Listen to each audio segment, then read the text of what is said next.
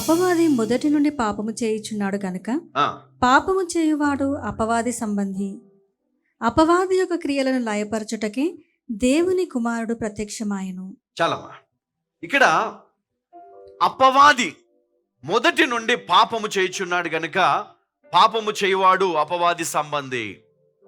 చూడండి, ఇక్కడ అపవాది సంబంధిగా ఉన్న వారిని అంటే సాతానుకు సంబంధించినటువంటి నరులందరినీ కూడా విడిపించుటకు, అంటే అపవాది యొక్క క్రియల నుండి లయపరచుటకే దేవుని కుమారుడు ప్రత్యక్షమాయెను.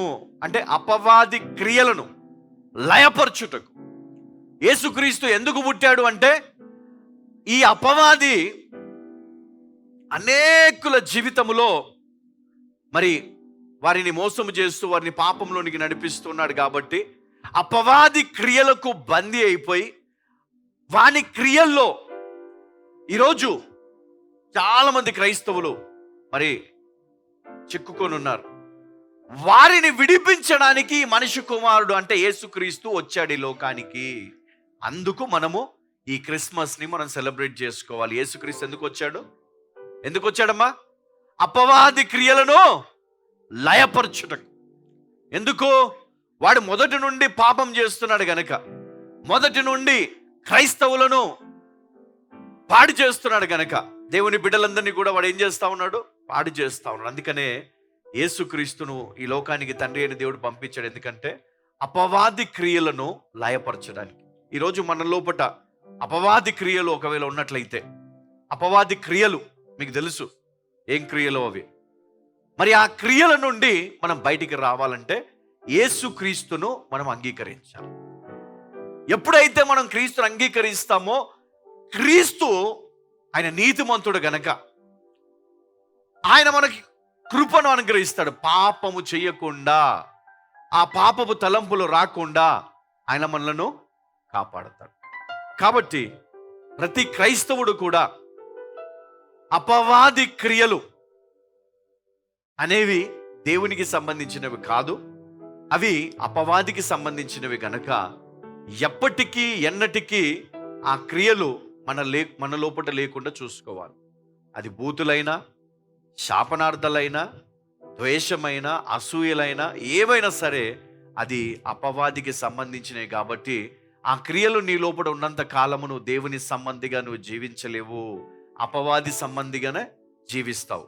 కాబట్టి ఆ క్రియల నుండి నిన్ను విడిపించడానికి దేవుని కుమారుడు ప్రత్యక్షమాయనని నువ్వు గ్రహించగలిగితే చాలు, మరి ఆయన నీకు కృపను అనుగ్రహిస్తాడు. హల్లెలూయా. మరి ఇంకొక మాట ఇక్కడ జ్ఞాపకం చేసుకుందాం. 1 యోహాను 5వ అధ్యాయం 11-12 వచనాలు. ఆ సాక్ష్యం ఏమనగా దేవుడు మనకు నిత్య జీవమును దయచేసెను. ఈ జీవము ఆయన కుమారుని యందున్నది. ఎక్కడుందంటమ్మా? ఆయన దేవుడు మనకు నిత్య జీవం అనుగ్రహించెను.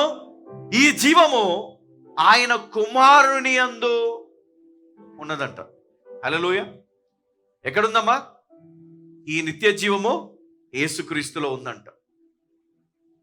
ఆయనను అంగీకరించిన ప్రతి ఒక్కరు కూడా నిత్య జీవమును పొందుకుంటారు.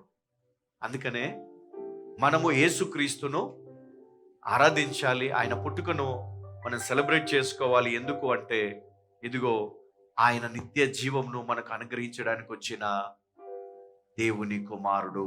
హల్లెలూయా, హల్లెలూయా. చెప్పండి, నిత్య జీవం ఎవరి దగ్గర ఉంది? ఎవరి దగ్గర ఉంది? హల్లెలూయా. తర్వాత చదవమ్మా. దేవుని కుమారుని అంగీకరించువాడు జీవము గలవాడు. ఎవరండి?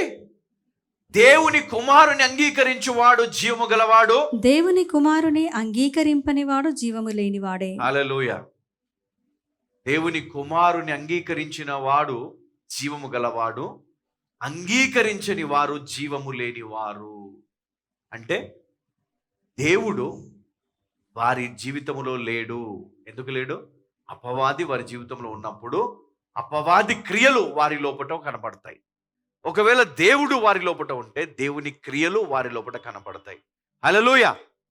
మరి మనం అందరము కూడా దేవుడు మనకిచ్చినటువంటి వాక్యమును బట్టి వాక్యానుసారమైన జీవితాన్ని జీవించినప్పుడు దైవ లక్షణములు మన దగ్గర కనపడతాయి. అంటే ఆయన క్రియలు, ఆయన మనకు నేర్పించినటువంటి మంచిని మనం ఈ లోకానికి చూపించాలి.